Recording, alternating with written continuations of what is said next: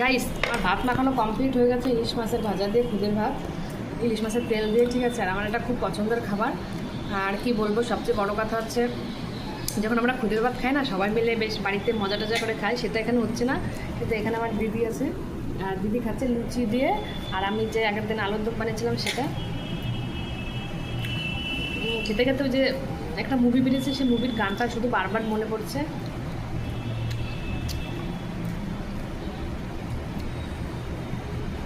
তোমরা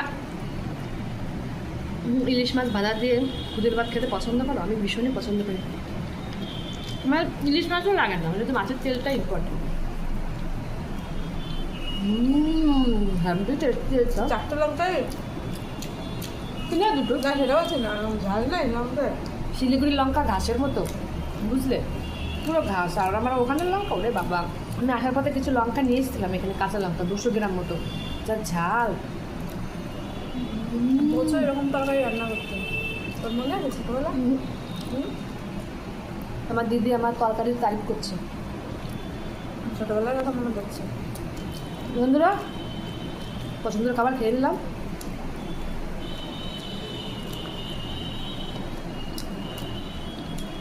টাটা।